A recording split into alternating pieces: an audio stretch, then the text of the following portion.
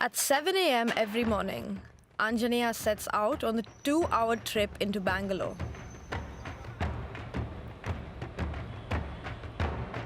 He jostles his way onto a local train to get to the city where he earns a second income.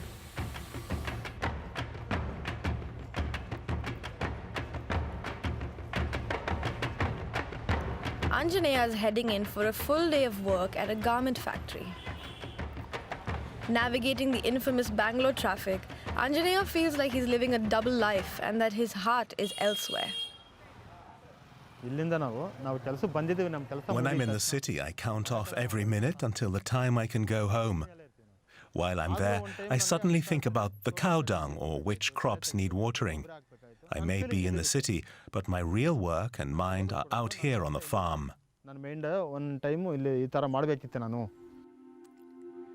Anjaneya owns 5 acres of land where he grows beans and a range of grains, but for a few years now he has only had the time for them in the evenings and on weekends. This land once belonged to his father and his father before him, but the produce from it doesn't cover his costs anymore. When the rains were good, we didn't have to work for anyone else. We were kings. We were the ones giving work to others. Now the rain doesn't come regularly, and we have to fall at someone else's feet. If I get 50 rupees in return, we accept it. 100 rupees, we accept it. Whatever others give us, we have to take and go back again. Millions of rural Indians like Anjaneya migrate to cities for work. They end up working as manual laborers, cleaners, or in other lowly paid and informal jobs. Competition is severe.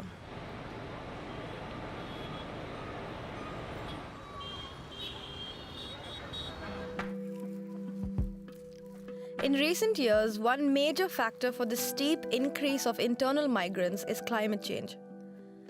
This belt of Karnataka, for instance, is rain-fed, but as rainfall has become more unpredictable and the groundwater is drying up, farms have taken a harsh beating.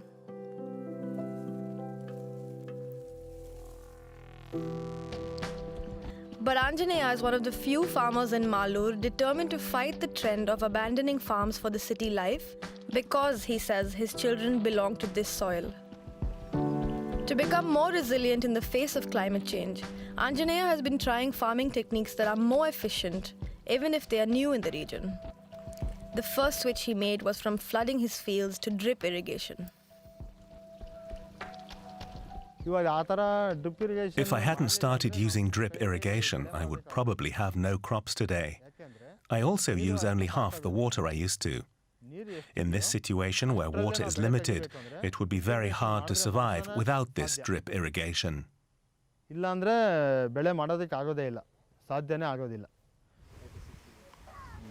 To take it one step further, he's invited a member of a local organization to take a look at his farm. Mairada has put together resources for farmers trying to cope with environmental changes, and its regional head Shiv Shankar is visiting Anjaneya to get him involved in their latest plans.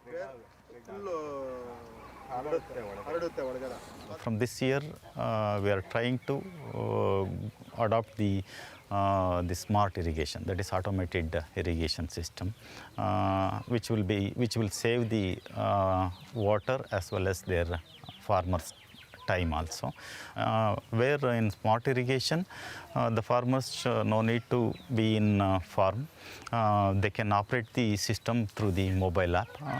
Even if he sit outside the farm also, he can operate the irrigation system. Anjaneya is paying a visit to one of the handful of farmers in the state who recently installed the automated technology that's managed through an app. Balaji's phone now monitors temperature, humidity, and soil moisture while it irrigates his 6 patches of crops automatically or through the push of a button.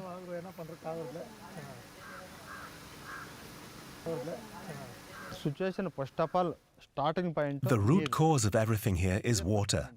People's circumstances and happiness are dependent on it.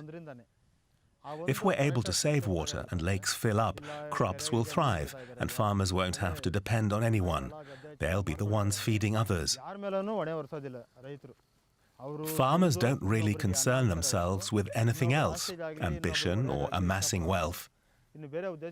All a farmer really wants to do is farm.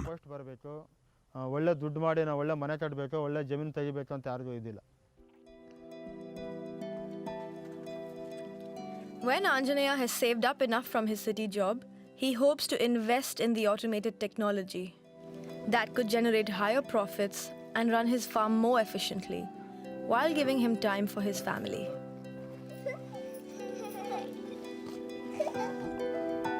His climate-resilient farm in the making already inspires farmers around him to gear up for climate change and continue living a life of dignity on their ancestral lands.